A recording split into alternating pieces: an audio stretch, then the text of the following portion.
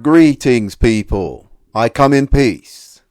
In my eyes, Crawford won the fight against Madrimov. I think people who think Madrimov won, or it was a draw, is because they are not used to Crawford being so circumspect.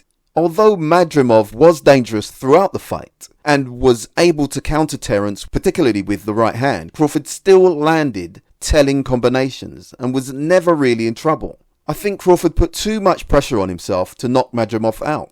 Madrimov is a real dangerous talent, strong, and was in his own natural weight category. Some feel the fight was disappointing. Admittedly, it was a chess match for the purists, not one for the casuals, not someone who is expecting a slugfest. I personally enjoy the chess match.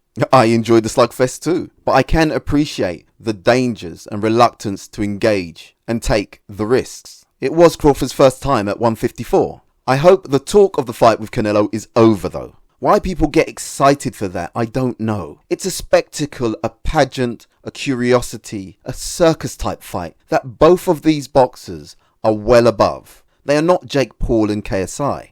Why would Crawford come from 147 to go to 168, jumping up 3 divisions to fight another elite boxer? Canelo did that, and we saw what happened to him. Bivol nearly handed him his ass.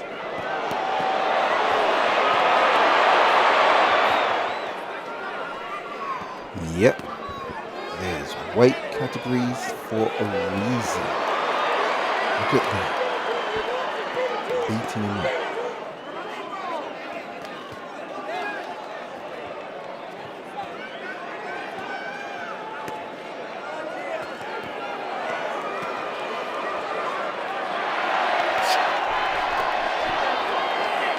Okay, I've seen enough. You get the picture though.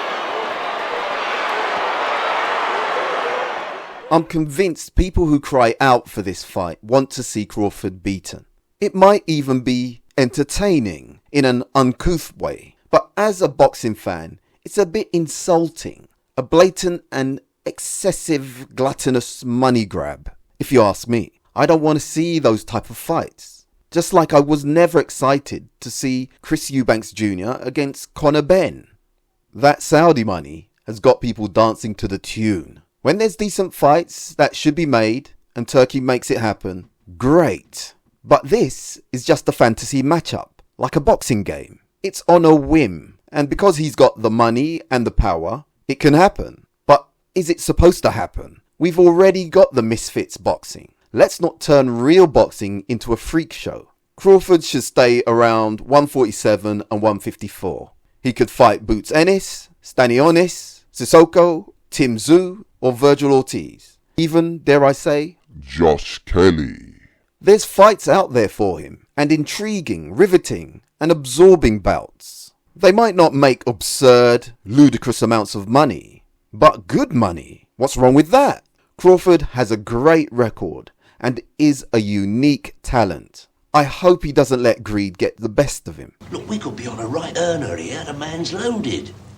Surely he won't put his legacy at risk for money he already has. There's a saying, lust and greed are more gullible than innocence. It's the old adage, the more you have, the more you think you need. I think Crawford is a smart and prideful man, so he wouldn't turn down a fight, even if it's a foolish, nonsensical and risky matchup.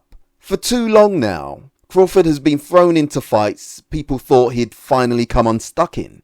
But against the odds, he's obliterated the opposition and genuinely deserves the position he's earned. Don't do a Roy Jones Jr. It's time to pick your fights wisely, then retire while still on top. Anyhow, just a minor thought, reflection, audit. Thanks for listening. Please subscribe. And remember, choose life. How gratifying it is to work for the betterment of mankind.